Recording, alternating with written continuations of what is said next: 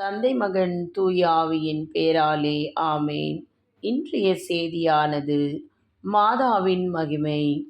மாதாவின் மகிமை என்பது கத்தோலிக்க கிறிஸ்தவத்தில் இயேசுவின் தாயான மரியாளின் புகழை போற்றிப் பாடும் பாடல்கள் மற்றும் ஜெபங்களை குறிக்கிறது.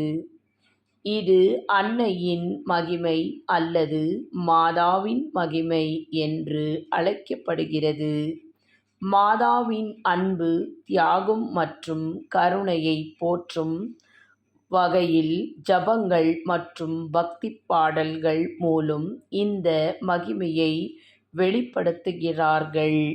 1. ஜெபங்கள். அன்னை துணை நீரே, உம்மை வாழ்த்தி போற்ற வரம் தாரும் போன்ற ஜெபங்கள் மூலம் அன்னையை போற்றுகின்றார்கள். 2. மகிமை மாதாவே போற்ற பக்தி பாடல்கள் மரியாளின் மகிமையை போற்றுகின்றார்கள். 3. பக்தி முயற்சிகள். மே மாதம் பக்தி முயற்சிகள் போன்ற சிறப்பு காலங்களில் மாதாவின் மகிமையை போற்றி அவளது அன்பையும் தியாகத்தையும் நினைவு கூறுகின்றனர்.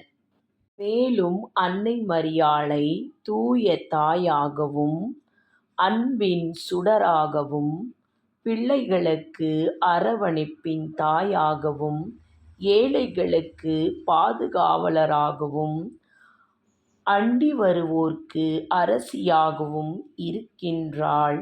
மக்கள் மரியே வாழ்க என்று சொல்லும் பொழுது தாயான அன்னை மரியாள் தன் உதரத்திலே வைத்திருக்கும் தன் மகனை பார்த்து, என் மகனே, இதோ உற்றுப்பார், என் மக்கள் என்னையும் உன் வார்த்தையையும் சேர்த்து அழைக்கின்றார்கள் என்று அன்னை மரியா தன் மகனிடம் சொல்லுவார். ஆதலால் அனைவரும் வாருங்கள், நம் அன்னையை போற்றி புகழ்ந்து பாடி மகிழ்வோம். அப்பொழுது நமக்கு அன்னை மரியாள் கடவுளிடம் நம் தேவைகளை அனைத்தையும் அவரிடத்தில் சொல்லி அதை நமக்கு பெற்றுத் தருவாள். மேலும் நம் வாழ்நாளில் எல்லாம் நம்மோடு அன்னை மரியா இருப்பார். ஒரு பொழுதும் நம்மை விட்டு பிரிய மாட்டார். தாய் நம்மோடு இருப்பதாலே தன் மகனும் இருப்பார். ஆமேன். ஆவே மரியா.